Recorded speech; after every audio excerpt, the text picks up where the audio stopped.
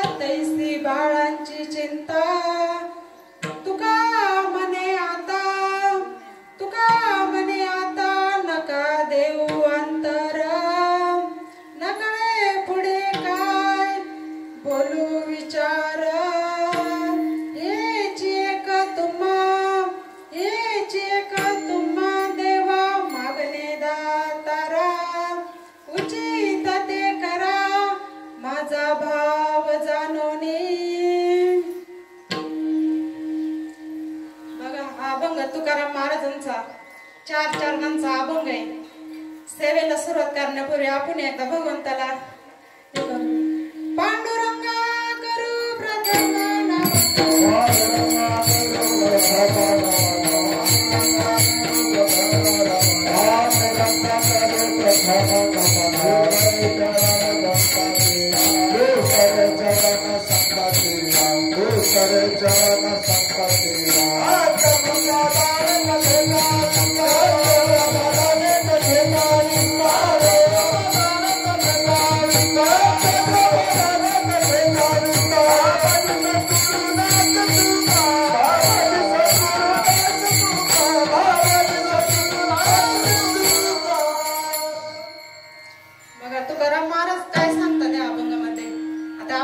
कवी म्हणून पटकन बोलू.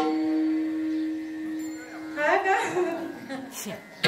मला वाटलं की कमी वेळेत करायचं म्हणून.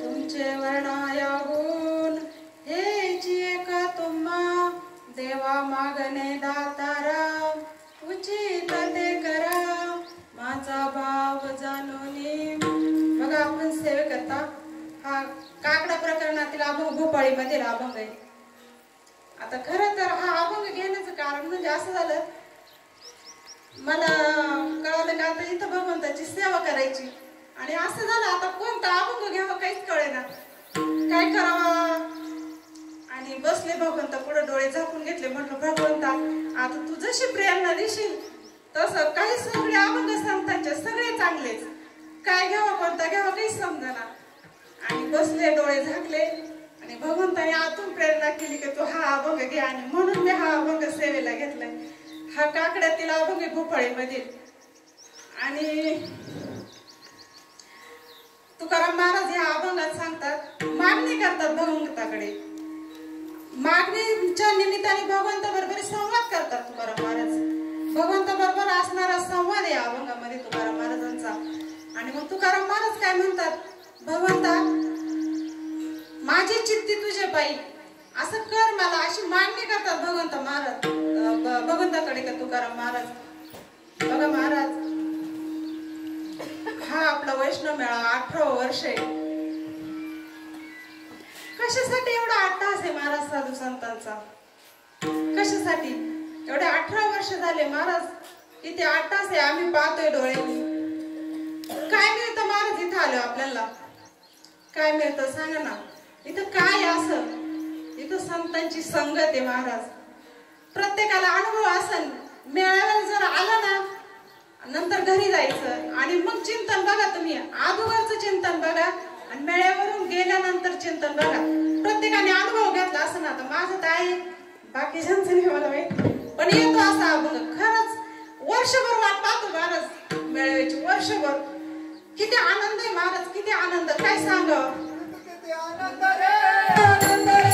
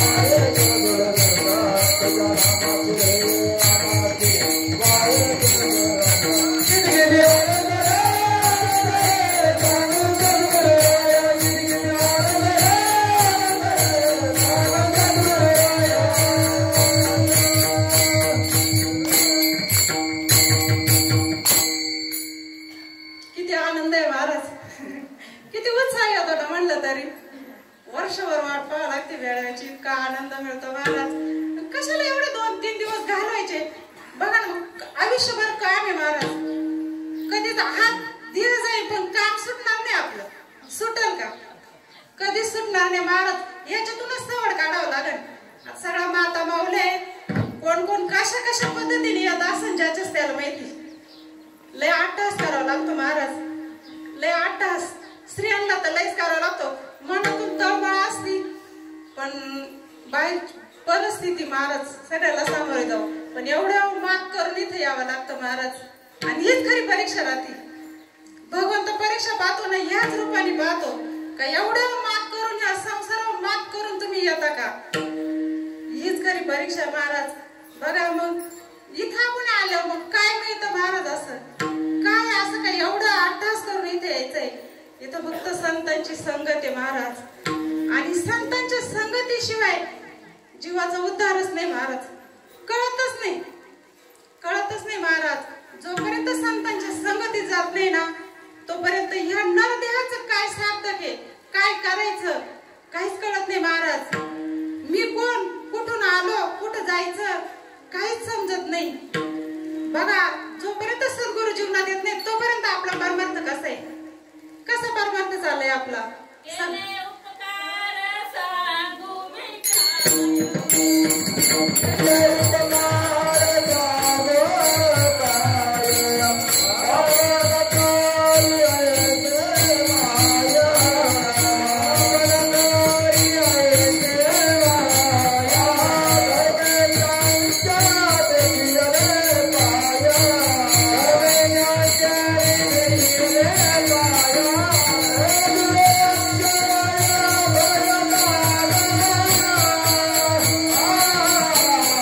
Bye.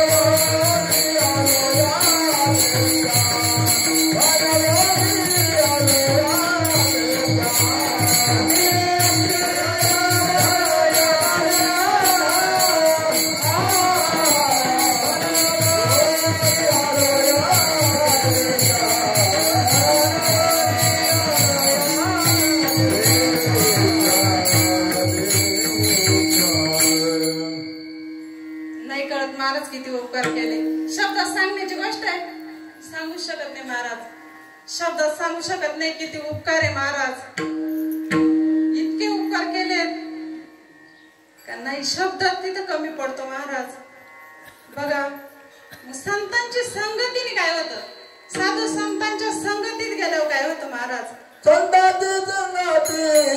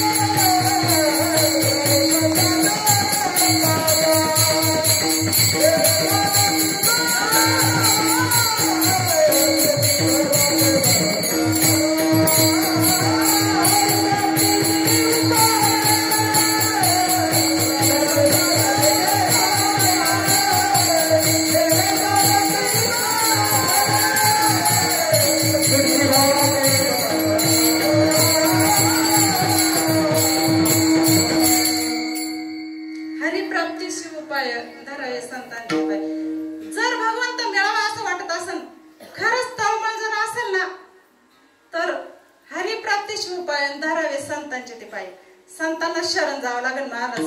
संतांना शरण गेल्याशिवाय नाही महाराज. मग बघा आपला असा विषय झाला की संतांच्या संगतीने काय होतं महाराज. संतांच्या संगतीत मनुष्यच उदाहरण यात नवल नाही महाराज. पशु पक्षी सुद्धा उदाहरून गेले संतांच्या संगतीने. शिवलेला अमृतातला विषय महाराज ते कुकुट मार्कटाचा कथा आली त्याच्यामध्ये. ते महानंदाच्या सानिध्यात होते. तर महानंदाच्या सानिध्यात ती शिवभक्त होती महाराज. आणि ती शिवभक्त ते कुकुट मार्कटीच्या सानिध्यात राहिल्यामुळे त्यांचा उद्धार झाला. पुढच्या मनुष्य जन्मात गेले. राजाचा आणि प्रधानाचा मुलगा झाले ते कुकुट मार्कट. आणि ते सुद्धा शिवभक्त म्हणूनच जन्माला आले. आणि त्यांच्या जन्माचं सार्थक झालं महाराज. कशाने झालं?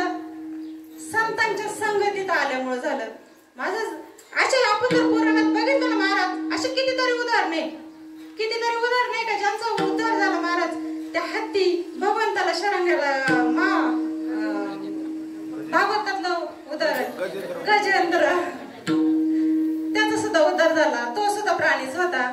आणि मग असे पशु पक्षी जर उदाहरून गेले ते मनुष्य जेवण उदाहरून देण्यात काही नवल आहे का? नाही ना महाराज, नवलच नाही. माऊलीनी पैठणमध्ये रेडा बोलवला. कशा त्या रेड्याचं सामर्थ्य होतं? नाही ना महाराज, त्याचं सामर्थ्य 4 पायाचा रेडा होता. रेड्या मोठी वेद बोलविला सर्व वेदांचा हरविला. रेड्या मोठी वेद बोलविला सर्व वेदांचा हरविला. शांत रुद्र वेदला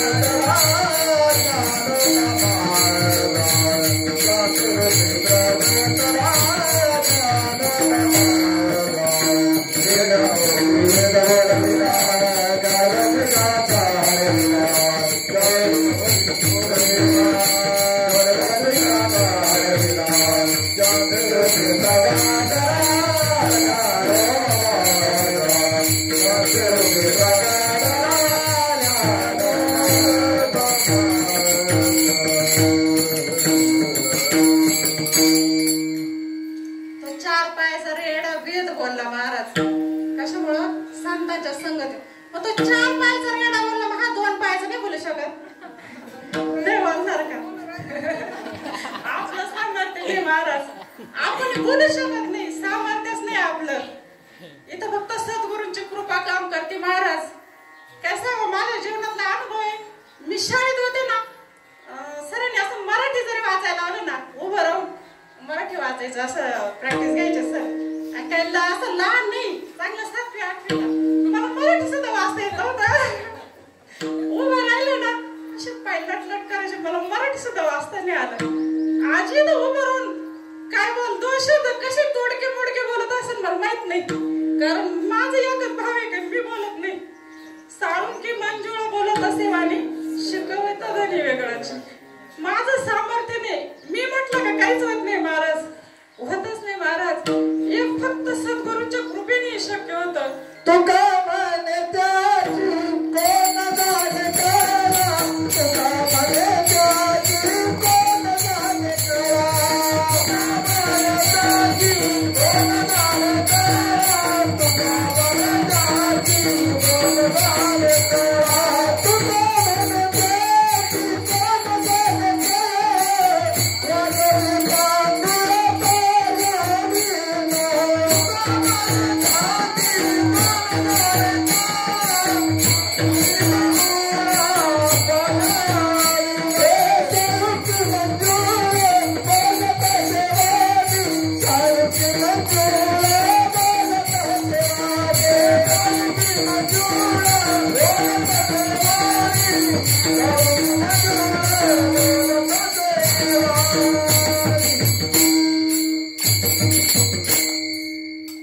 साळुंकी वृक्षाचे पान न हले त्याची सत्ता. मग अहंता राहिली कोठे. नाही महाराज आपल्या मी आणि म्हटलं ना मी काहीच होत नाही महाराज. शरण जावं लागतं. लीन व्हावं लागतं. लीन झाला भूता त्याने कोणीला अनंत महाराज. मग का बरं साधू संतांची संगत मागितली. तुकाराम महाराज सुद्धा म्हणतात न लगे मुक्ती धन संपदा संत संग देई सदा. ह्याची दान दे गा देवा तुझा विसर नावा. इथं सुद्धा तुकाराम महाराजांनी मागणीच केली ना महाराज का संतांची संगत दे मला. सगळं नाकारलं महाराज.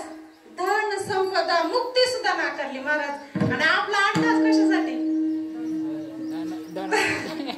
कशासाठी 8 तास महाराज. बघा महाराज चांगलं लक्ष द्या. पार या पैशासाठी ना महाराज इतके मागलं असं म्हणजे पार तडफड होती. किती कमाव कधी हवं संपणार आहे महाराज आपली. कधी संपणार आहे. आपण संपू पण आपली हवं नाही संपायची महाराज. संपणारच नाही. मग कशाच्या मागे लागायचं. संपणार आहे. साधू संत आपल्याला क्षणाला जागो करून सांगतात.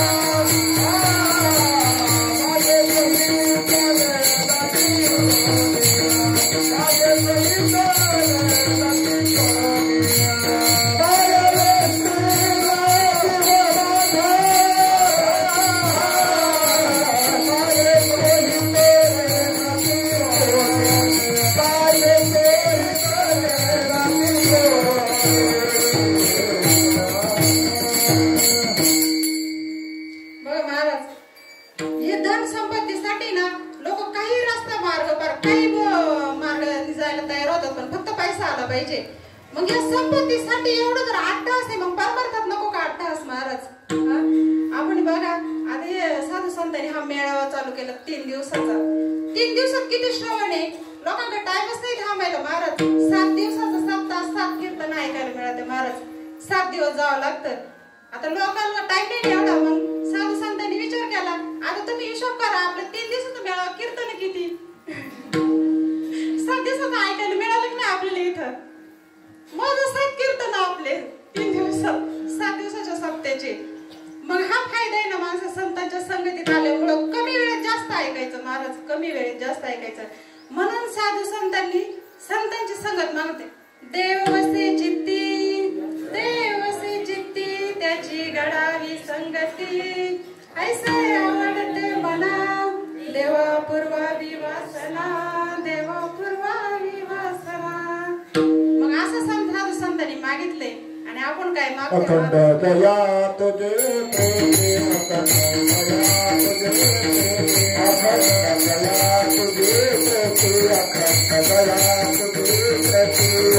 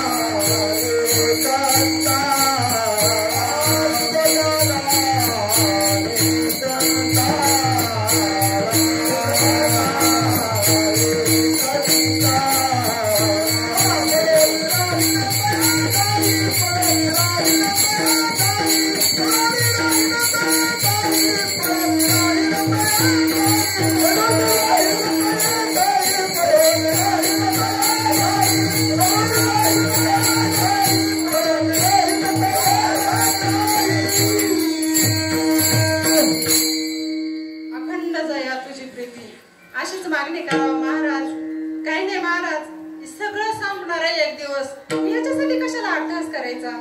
जे संपणार आहे त्याच्यासाठी नाही, जो शाश्वत आहे त्याच्यासाठी 8 तास पाहिजे महाराज. आयुष्याच्या साधने आणि सच्चिदानंद पदवी घेणे याच्यासाठी 8 तास असावं महाराज. म्हणतात प्रपंच होतच राहतो, त्याच्यासाठी काय 8 तास नाही करावं लागेल. तुम्ही नाही केलं ते होणार आहे, पण परमार्थ होणार नाही महाराज. त्याच्यासाठी 8 तासच करावं लागेल, 8 तासानेच करावं लागेल. सद्गुरूंनी दिलेलं नामाचं चिंतनच करावं लागेल. नाही चिंतन केलं तर काहीच होणार नाही, होणारच नाही महाराज. आता जेव्हा आपल्याला अनुग्रह झाला नाही, साधू संत आपल्या जीवनात आले नाही, देव नव्हता का आपल्याकडे, आपल्या हृदयात नव्हता का? मग का कळालं नाही? का कळालं नाही महाराज? संतांची संगती आणि नामस्मरण त्याचं केलं नाही आणि म्हणून तो कळाला नाही. तो आताच होता, आताच होता. पण तो जेव्हा आपण संतांच्या संगत गेलो, सद्गुरूंच्या सानिध्यात गेलो आणि त्यांनी आपल्याला नामाचा बोध केला आणि त्या नामाच्या चिंतनाने तो कळाला.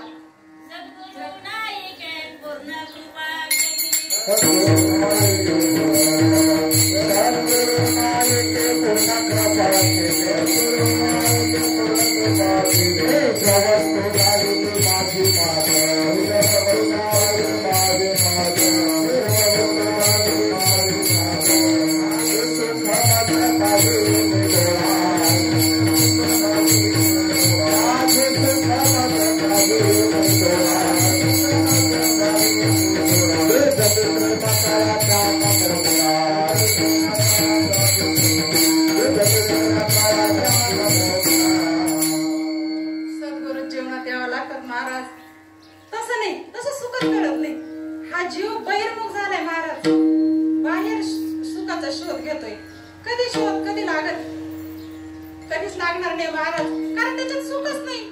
जिथं नाहीच ती गोष्ट तिथे मिळेल कशी? जिथं आहे तिथे शोधायला नको का? मग ती जिथं आहे तिथे शोधावं लागेल. मग काय केलं सद्गुरूंनी? माझे सुख माझं दावेले डोळा. आपलं सुख दाखवून दिलं का? कुठून आणून दिलं? आपल्यातलंच दाखवलं. मग का कळत नव्हतं? अविद्या, अविद्या महाराज. अज्ञान, आपल्यातलं अज्ञान. सद्गुरू सगळ्यात मोठं कोणतं काम करीत असतील ना तर आपल्यातली अविद्या घालवतात महाराज. कृष्णांजनयक वेळा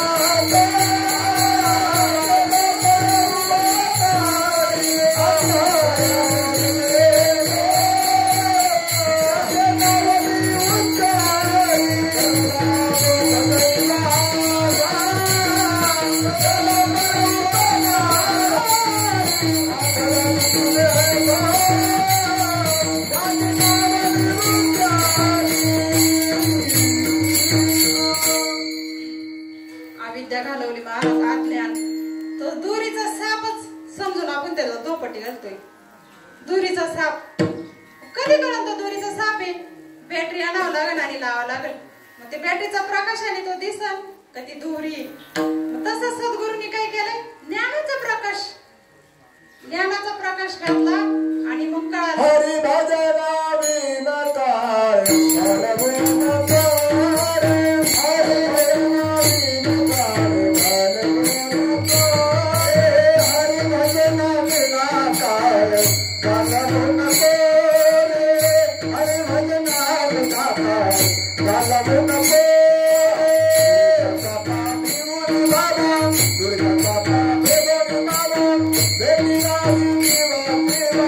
Baby,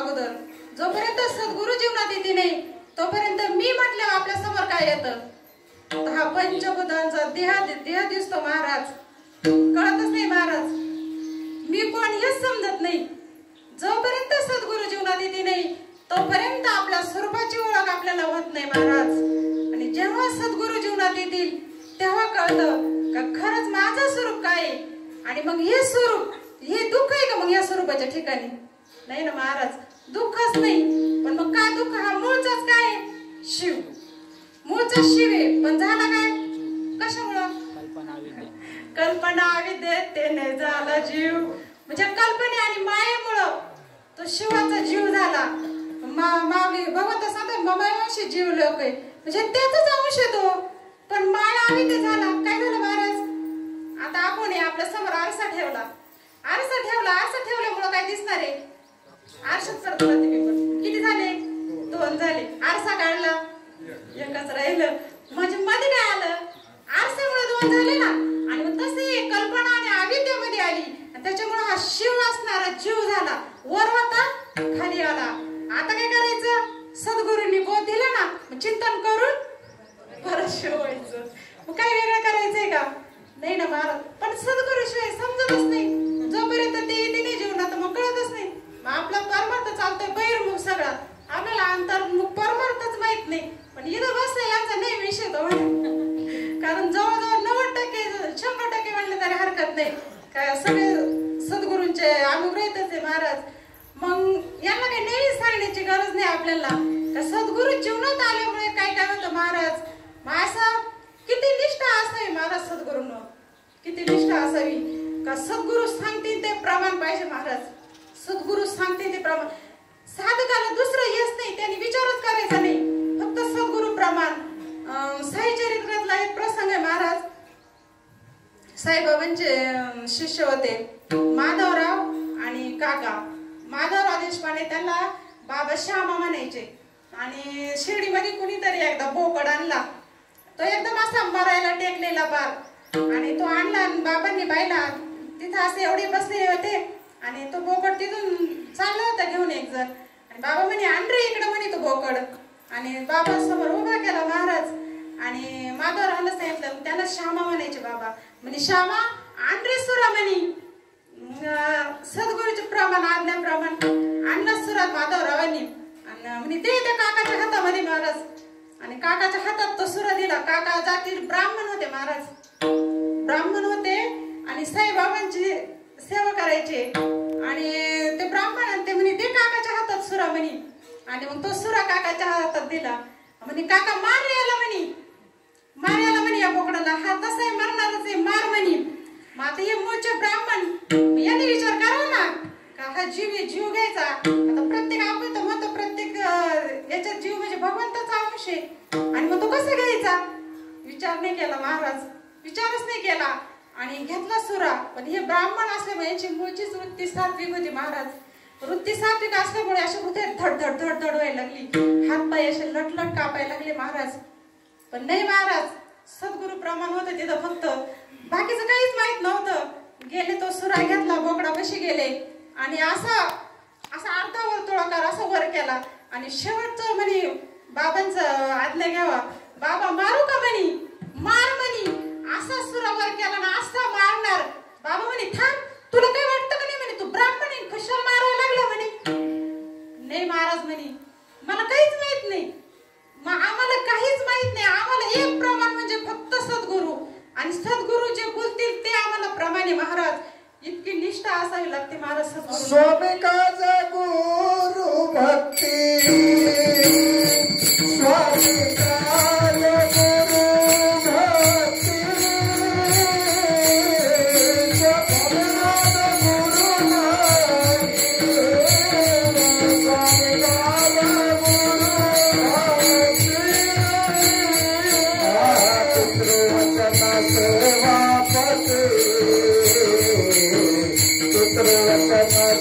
Baba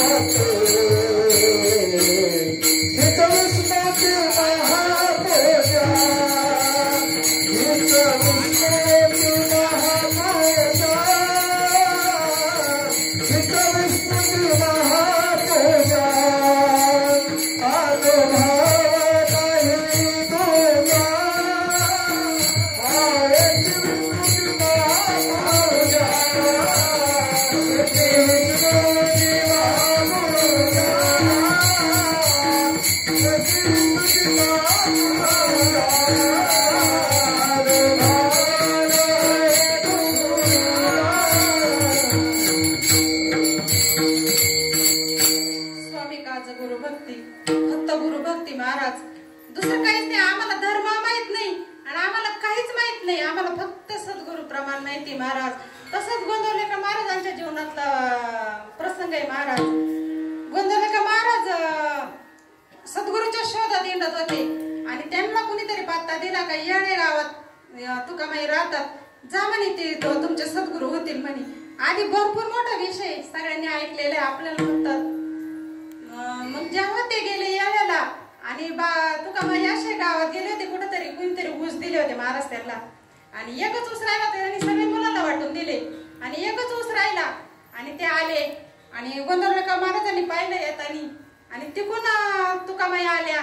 इकून गोंदवलेकर महाराजांनी साष्टांग दंडवत घातलं महाराज. म्हणे काय म्हणे हा ऊसच घालतो म्हणे, जीवच घेतो तुझा महाराज. गोंदवलेकर महाराज म्हटले हे म्हणे मग मी जीवच द्यायला आलोय, मला काही नाही, मी तुमच्यासाठी जीवच द्यायला आलोय, मला दुसरं काही माहितच नाही, माझा स्वीकार करा महाराज. म्हणजे असं इतकी निष्ठ सद्गुरूंना असावी लागते महाराज. नुसतं म्हणायचं नाही गुरु साक्षात परब्रह्म, तशी अनुभूती घ्यायची.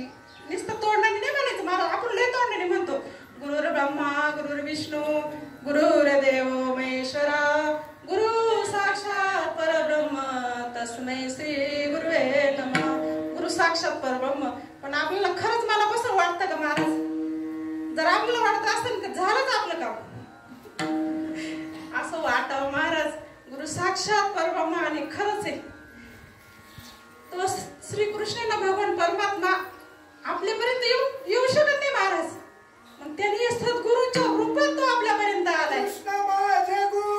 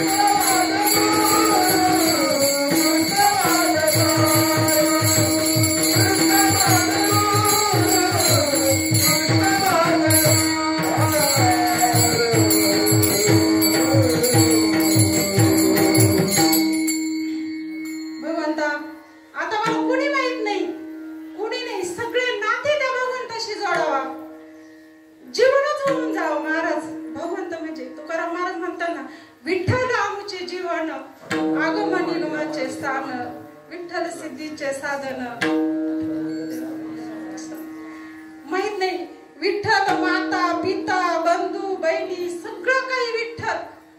तसं कृष्ण माझी माता कृष्ण माझा सगळं काही भगवंत, सगळं सद्गुरूच होऊन जावं महाराज. वेगळं काही नाही. ह्या जे दिसतंय ना समोर प्रत्येकात काय महाराज आणि कोण आहे, कोणी वेगळंच नाही राहिलं महाराज. आणि हे कधी कळतं महाराज? जोपर्यंत सद्गुरू जीवनात येते नाही तोपर्यंत कळत नाही, एक होत नाही महाराज, द्वैतच राहतं महाराज. गुरु कृपा निर्मळ भागीरथी,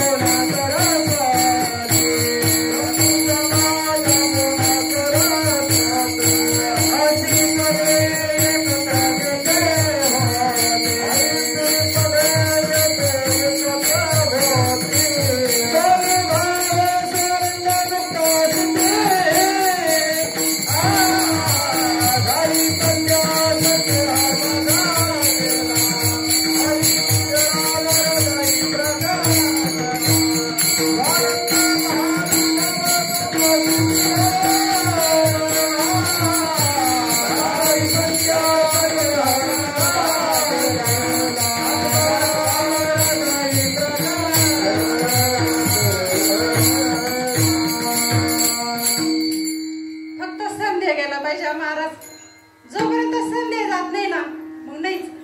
मग तोपर्यंत राम हृदय प्रगट नाही. मग तो कारण महाराजच म्हणतात झाले राम राज्य काय होते आम्हासे धनी दरी बिकराय ओळला मासी राम वेळो वेळा आम्ही गाऊ होईये राम वेळो वेळा आम्ही गाऊ होईये. कळतच नाही. मग स्वप्न सुद्धा दुःख नाही महाराज. स्वप्न सुद्धा नाही. फक्त हा आतला प्रगटला पाहिजे आणि हा सद्गुरुशिवाय प्रगटत नाही महाराज. मग काय करावं? सगळं सगळं सगळं त्यालाच सगळं आपला विषय जागृती स्वप्न चुचुती नाचवे जागृती स्वप्न चुचुती नाचवे जागृती स्वप्न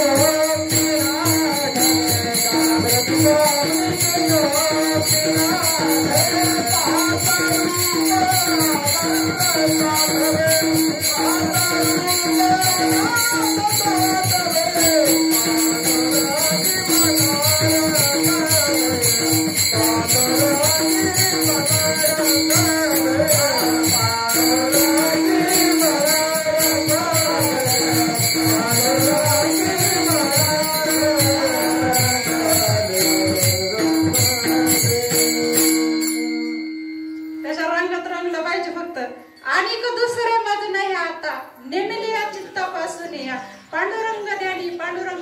जागृती स्वप्न पांडुरंग असं झालं पाहिजे महाराज. सगळं भगवंतच माहिती झालं पाहिजे महाराज.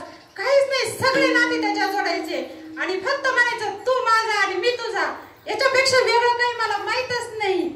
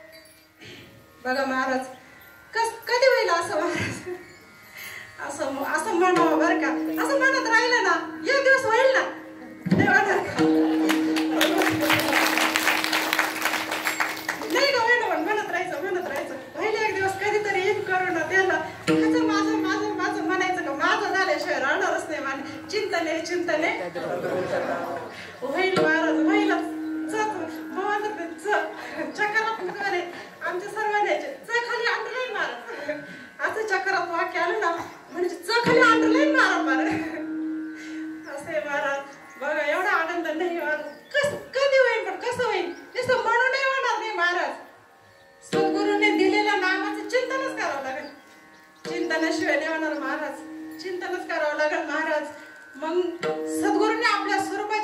आपल्याला करून दिली, आपल्यातल्या अविद्या घालवली महाराज.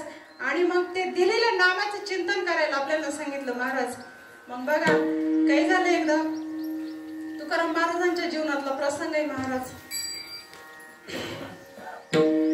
तुकाराम महाराज म्हणजे त्यांचे आजोबा विश्वभर बाबा आणि आमाई आणि वडील बोलोबा आणि कानकाई, त्यांचा परमार्थ म्हणजे असा वंश परंपरागतच परमार्थ मिळाला, त्याला बाळकडूच मिळालं महाराज. म्हणजे कारण आजोबा आजींनीच पंढरीची वारी करावी, नित्य भगवंताचं स्मरण करावं आणि वडिलांनी आईनी पण तेच करावं, त्यांनी परंपरा पुढे चालवली. तुकाराम महाराज लहानपणापासून बघत होते महाराज हे, आणि त्यांच्यात लहानपणीच ती वृत्ती काय म्हणते ना, शुद्ध बीजापीठी फळ रसाळ गोमटी, असं तुकाराम महाराज लहानपणापासूनच परमार्थ तो बघत होते. आणि तुकाराम महाराजांचं नंतर लग्न झालं, त्यांचं वैवाहिक जीवन पण व्यवस्थित चाललं महाराज, एकदम समाधानपूर्वक. आणि ते व्यवहार पण बघत होते आणि इकडं संसार पण बघत होते महाराज, दोन्ही चालू होतं. भगवंताचं नामस्मरण करावं, संसार व्यापार करावा. आणि बोलोबांना तुकाराम महाराजांना बघितलं का खूप आनंद वाटायचा महाराज, खूप आनंद वाटायचा का हाले म्हणजे व्यवस्थित करू राहिला सगळं, आता मला याच्यातून निवृत्त व्हायला काही हरकत नाही. आणि एकदा काय झालं, बोलोबांची तब्येत खालवली महाराज आणि ते आजारी पडू लागले. आणि तुकाराम महाराज काय झालं, एकदा अशी बाहेर गावी त्यावेळेस तुकाराम महाराज कीर्तन पण करायचे. आणि मग तुकाराम महाराज कीर्तनाला एकदा बाहेर लोक बोलवायला आले की कीर्तनाला चला, आणि बोलोबांची तब्येत बिघडलेली होती. आणि मग तुकाराम महाराज खूप प्रेम होतं त्यांचं आई वडिलांना महाराज, ते म्हणे वडिलांची तब्येत बिघडली मी नाही जाणार. पण मग वडील म्हटले नाही म्हणे, भगवंताचं नामस्मरण नाही म्हणायचं म्हणे, मी व्यवस्थित आहे, मी जा म्हणे तू. बोलोबांनी तुकाराम महाराजांना पाठवून दिलं महाराज. महाराज गेले कीर्तनाला गेले, ते तिकडच रंगले. या गावात कीर्तन चाललं, दुसऱ्या गावचे बोलवे आले, ते तिकडे गेले, ते तिकडेच रंगले, जातच नव्हते, गेले तर तिकडेच रंगले. मग पुढे बापाची आठवण नाही, आईची आठवण नाही, आईच महाराज असं काय करावं, खरंच होते तसं. आणि मग इकडे बोलोबाची तब्येत अजूनच खालवत गेली महाराज. आणि मग बोलोबांचा शेवट अंतकाळ जवळ आला महाराज. आणि अंतकाळ जवळ आले हो, मग तुकाराम महाराज कुठे गेले पत्ताच नाही, माहितच नाही, बोलवायचं कसं. इकडं तर हे भगवंत स्वरूपात विलीन झाले बोलोबा. आणि मग तुकाराम महाराजांना बघायला गेले तर त्याचा तपासणी किती वेळ वाट बघणार महाराज. मग यांनी क्रिया उरकून घेतल्या, सगळ्या अंत्यविधी वगैरे करून घेतला. आणि नंतर तुकाराम महाराज काही 1-2 दिवसांनी आले असतील, आले महाराज नंतर. आणि महाराज आले आणि कानकाई अशीच एका कोपऱ्यात बसलेली होती. आणि महाराजांनी असं अंगणातूनच लांबून बघितलं, तिच्या कपाळाला कुंकू नव्हतं. त्यांना लगेच अंदाज आला का काय झालं असेल, भयान शांतता बसलेली महाराज. आणि मग तुकाराम महाराजांना अंदाज आला का इथं काय झालं. ते घरात आले, महाराज खूप प्रेम होतं त्यांचं वडिलांवर. आणि पण त्यांनी ते दुःख भगवंताच्या नामस्मरणात कसं तरी सहन केलं थोडंफार, कारण थोडस परमार्थाची पण ओढ होतीच. आणि मग तुकाराम महाराज बोलोबा गेले नंतर कानकाई पतीच्या वियोगाने ती सुद्धा नंतर आजारी पडली महाराज. ती आजारी पडली नंतर आणि मग तिनं पण काही दिवसातच लवकर तिनं पण देहाचा त्याग केला महाराज. ती भगवंत स्वरूपाला विलीन झाली महाराज. आणि मग तुकाराम महाराजांना खूप एकाएकी वाटू लागलं, काहीच कर्मेना असं भयान उदास वाटू लागलं महाराज. कारण मातृपितृ भक्त होते, ते खूप प्रेम होतं त्यांचं. आणि त्यांना असं उदास वाटायला लागलं, काय करावं काही कळेना. आणि मग नंतर ते ना हळूहळू परत नामस्मरणाकडे वळाले. म्हणजे आधी करतच होते पण दोन्ही चालू होतं, संसार चालू होता, परमार्थही चालू होता. आणि मग नंतर तुकाराम महाराज मग जास्त नामस्मरण करायला लागले, जेणेकरून त्यांना असं थोडस समाधान कुठंतरी वाटल्यासारखं वाटायला लागलं, थोडा आनंद मिळायला लागला. आणि मग ते एकांतात जायला लागले महाराज. तुकाराम महाराजांनी भंडारा डोंगरावर जावं आणि भंडारा डोंगरावर जाऊ लागले. आणि भंडारा डोंगरावर जाऊन भगवंताचं नामस्मरण करायला लागले. काय नामस्मरण करायचे? चित्ती तुझे रूप डोळा राम कृष्ण हरी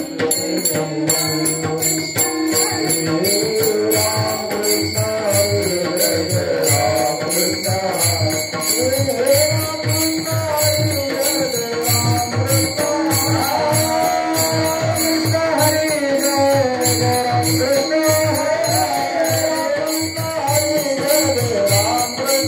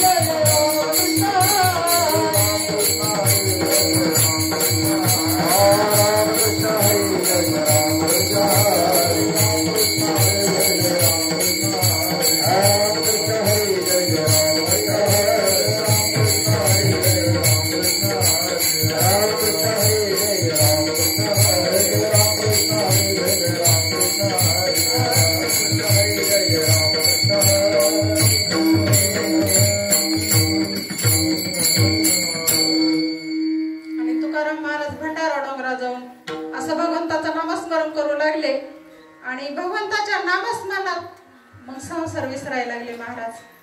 आणि मग भगवंताच्या नामस्मरणात तल्लीन व्हायला लागले. जोपर्यंत संसार या हृदयातून जात नाही ना तोपर्यंत भगवंताचं नामस्मरण गोडच नाही लागत महाराज. भाऊ नेहमी सांगत आहे एक तर आम्ही म्हणी एक तर त्याच्यात पाणीच राहील नाही तर हवाच राहील, दोन्ही राहणार नाही महाराज. मग तसं हे चित्त आहे ना याच्यात एकच राहील महाराज. संसार जर असला ना तर भगवंत येणारच नाही, त्याला बाहेरच काढावं लागेल. तो जेव्हा बाहेर निघेल ना तेव्हा तो भगवंत आत्मा तू कामाला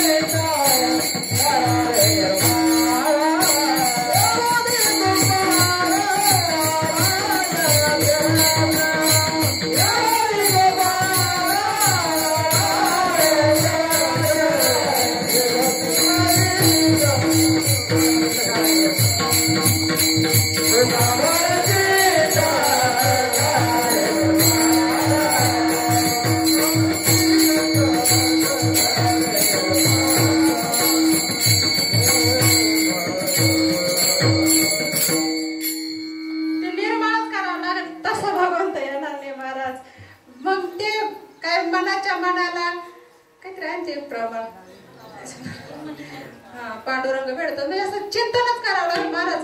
आणि मग तुकाराम महाराज असे चिंतन करू लागले ना त्यांना त्याचा आनंद मिळायला लागला महाराज. कारण संसाराला विसरल्याशिवाय आनंद मिळत नाही महाराज. आणि इतकं नामस्मरण सुरू झालं महाराज. आणि जसं जसं नामस्मरण वाढत जातं ना आपण सुद्धा बघा महाराज सद्गुरूंनी बोध केला. आपण नामस्मरण करायला सुरुवात केली का सगळ्यात पहिल्यांदा काय होत असेल तर फक्त आपला अंतःकरण शुद्ध होतं महाराज. नामाने सगळ्यात पहिली क्रिया म्हणजे अंतःकरण शुद्धीची.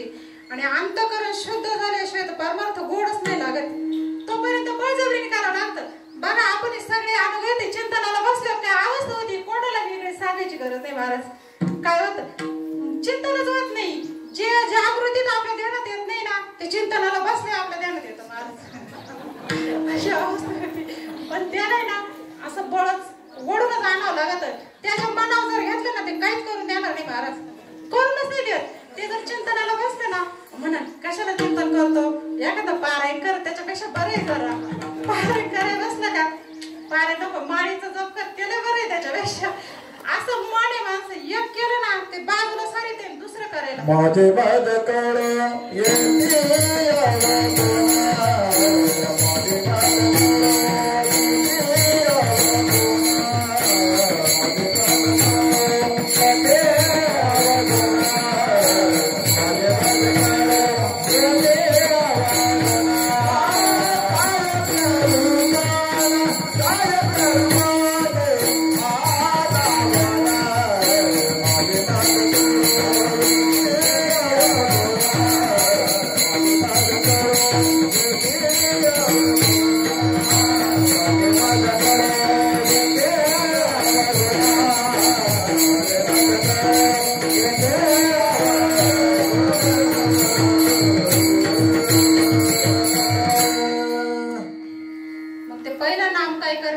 अंतःकरण शुद्ध करीत असेल महाराज.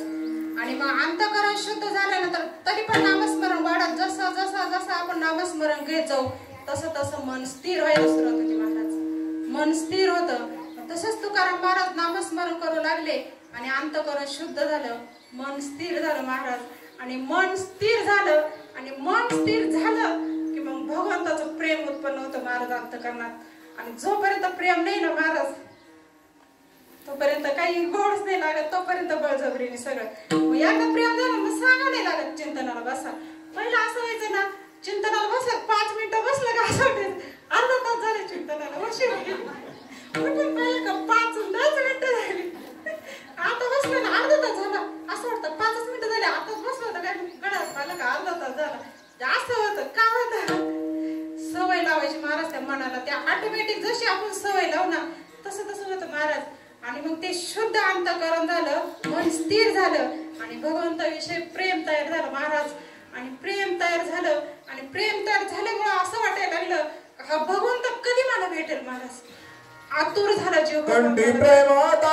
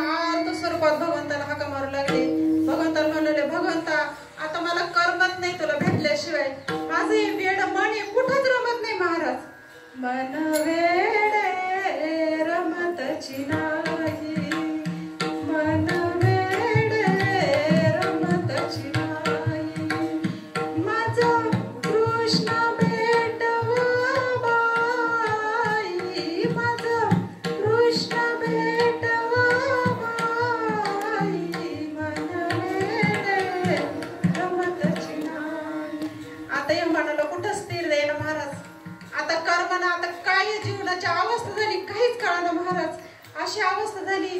तुकाराम महाराज म्हणतात ना त्या गावामध्ये तर पाण्यातला मासा बाहेर काढले कशी तडफड होती अशा जीवन वेगळी मासोळी जीवन वेगळी मासोळी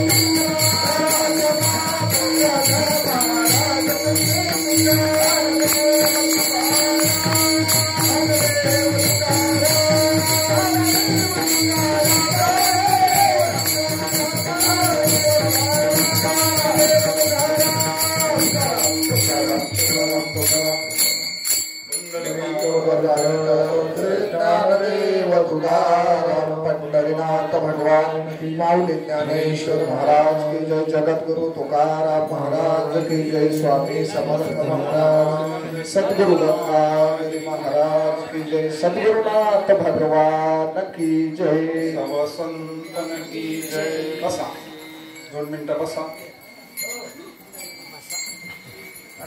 भगवान श्री स्वामी समर्थ महाराज प्रगट दिनाच्या निमित्तानं हा नामयज्ञ आज आपला दुसरा दिवस पाठी काकडा झाला। त्यानंतर हरिकीर्तन, हरिभक्तपरायण, संगीताताई बिहरे, हरिभक्तीपरायण कविताताई शिंदे। कीर्तन कसं झालं हे सांगायची गरज नाही, इतके काय कृपा आहे महाराज। तुका म्हणे आले समर्थाचे मना, करील ते काय नव्हे महाराज, करी पाहे बीज शुद्धांगी. संत काय करतील? शक्ती संपन्न महात्मे आपणा सारे की करीती तात्काळ स्वरूपाना, ध्यानाने स्वरूपाना. सद्गुरूने उंच बसविले हात पुरे ना यमाचा. एक अंतकरणामध्ये प्रेम उत्पन्न झालं आणि तेच बाहेर पडत असतं महाराज. अंतरीची धावी स्वभावी बाहेरी. फार सुंदर असे कीर्तन झाले, कारण यांनाच पुढे धर्माचं कार्य करायचंय ना. आता ही भागवत धर्माची पताक आपल्याला त्यांच्या हातात द्यायची. ते वारसदार आहे ना पुढचे. भगवंताचं कार्य, भगवंताचा महिमा, भगवंताचा नामस्मरण हे पुढे चालवायचं यांना. फार सुंदर कीर्तन झाले महाराज. हा सुख सोहळा स्वर्गी नाही महाराज. याच्यात जर मन रंगलं ना, देवा तायसा करी उपकार, देहाचा विसर पडी मज, तरीच हा जीव सुख पावे माझा, बरी केशेलाच्या कळू आले. तुका म्हणे आता नको वरपंग देवा. किती जन्म फिरलोय, आता फक्त इथं एवढंच आत्मसुख घ्या रे उघडा. त्याच्याकरता एवढं आहे महाराज. एवढा हे नियोजन, ते सुख प्राप्त व्हावं. शिनलाय जीव अनंत जन्मीचे विसरलो, दुःख पाहता तुझे मुख पांडुरंगा. जर आपल्याला भगवंताचं वास्तव दर्शन झालं, साक्षात्कार झाला, तर सगळ्या जन्माचं दुःख विसर पडतो महाराज, मुक्त होतो. तुका म्हणे मुक्ती परनेली नोरी आता. आणि ते फक्त ह्या संतांच्या मंडपातच घडतात. ह्याच धर्म मंडपामध्ये ते. म्हणून संत संगतीचे काय सांगू सुख. आपण पारिखे साधू थोर दाना, साधू थोर दाना, साधू थोर दाना. हंस ब्रह्मा त्रिदत्त नारायण लक्ष्मण बलभीम खयानंद शांतामाई बंडोबाबा किरोबाबा श्रीपाद बाबा आणि गुरुवर्य परमपूज्य सद्गुरु दादा त्यांच्याकडून हा प्रसाद प्रत्यक्ष स्वामीच आले सगुणात महाराज. माझ्या विठोबाचा कैसा भाव. आपणची देव होय गुरु. का कळत नाही आपण देव बुद्धीवर आहोत महाराज. ज्या दिवशी चिंतामण आपली देवबुद्धी नष्ट होईल, त्या दिवशी आपल्याला मग गुरु साक्षात, गुरु साक्षात आहेच. ते आपला बुद्धीचा निश्चय करण्याकरता इथे यायचंय.